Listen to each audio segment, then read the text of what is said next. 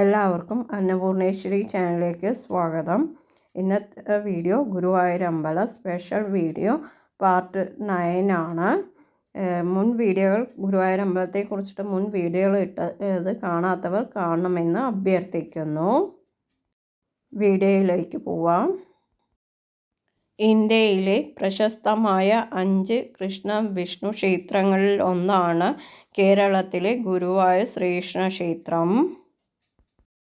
ഗുരുവായൂരമ്പലം ഭൂലോക വൈകുണ്ഠം അല്ലെങ്കിൽ ഭൂമിയിലെ വിഷ്ണുവിൻ്റെ വാസസ്ഥലം എന്നാണ് ഗുരുവായൂരമ്പലത്തെ അറിയപ്പെടുന്നത്.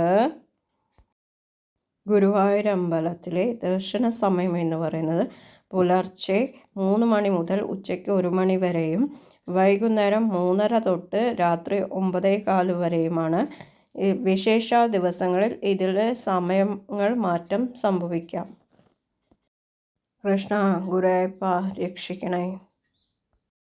സാധാരണ മഹാക്ഷേത്രങ്ങളിൽ വിശേഷാൽ ദിവസങ്ങളിൽ മാത്രം നടത്താറുള്ള നവകാഭിഷേക പൂജ നിത്യേന നടത്തുന്ന അപൂർവ ക്ഷേത്രങ്ങളിൽ ഒന്നാണ് ഗുരുവായൂർ ക്ഷേത്രം.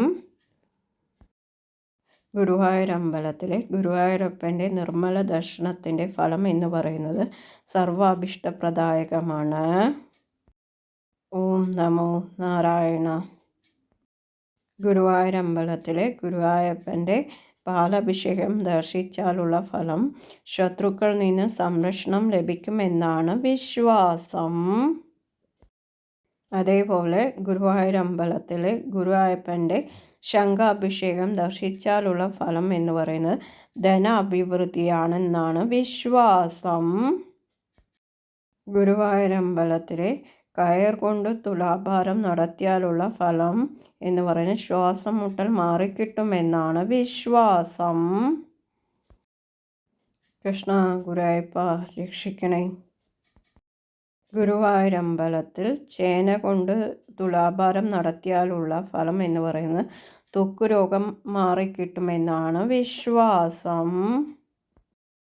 ഗുരുവായൂരമ്പലത്തിൽ ഗുരുവായൂരപ്പൻ്റെ പന്തീരടി പൂജ കണ്ട് തൊഴുതുന്നതിൻ്റെ ഫലം എന്ന് പറയുന്നത് മനസമാധാനത്തിനും നേത്രരോഗ ശമനത്തിനും ഉത്തമമാണെന്നാണ് വിശ്വാസം. ഓം നമോ നാരായണ. ഗുരുവായൂരമ്പലത്തിൽ ഗുരുവായൂരപ്പൻ്റെ അവിടെ എള്ളുകൊണ്ട് തുലാഭാരം നടത്തിയാലുള്ള ഫലം എന്ന് പറയുന്നത് ആയുസ്സിന് എന്തെങ്കിലും ദോഷങ്ങളുണ്ടെങ്കിൽ മാറിക്കിട്ടുമെന്നാണ് വിശ്വാസം. ഗുരുവായൂരമ്പലത്തിൽ നെല്ലുകൊണ്ട് തുലാഭാരം നടത്തിയാലുള്ള ഫലം എന്ന് പറയുന്നത് ദാരിദ്ര്യശമനമാണ്. അതേപോലെ ഗുരുവായൂരമ്പലത്തിൽ മഞ്ചാടിക്കുരു കൊണ്ട് തുലാഭാരം നടത്തിയാലുള്ള ഫലം എന്ന് പറയുന്നത് ദീർഘായുസ്സാണ്. ഗുരുവായൂരമ്പലത്തിൽ നിത്യേന 5 പൂജകളും 3 ശീവേലികളുമാണ് ഉള്ളത്. ഗുരുവായൂരമ്പലത്തിൽ ഗണപതി, അയ്യപ്പൻ, വനദുർഗ ഭഗവതി എന്നിവരാണ് ഉപദേവതകൾ. കൂടാതെ ക്ഷേത്രം വക ചെറിയൊരു ഗണപതി ക്ഷേത്രവും സർപ്പകാവുമുണ്ട്. ഗുരുവായൂരമ്പലത്തിൽ ഉദയാസ്തമന പൂജ, കളഭച്ചാർത്ത്, കൃഷ്ണനാട്ടം, പാൽപ്പായസം, അപ്പം, അട, വെണ്ണ തുടങ്ങിയവയാണ് പ്രധാന വഴിപാടുകൾ. ഗുരുവായൂരമ്പലത്തിൽ മലർ കൊണ്ട് തുലാഭാരം നടത്തിയാലുള്ള ഫലം എന്ന് പറയുന്നത് ദാരിദ്ര്യശമനമാണ്. കൃഷ്ണ ഗുരുവായൂരപ്പ രക്ഷിക്കണേ.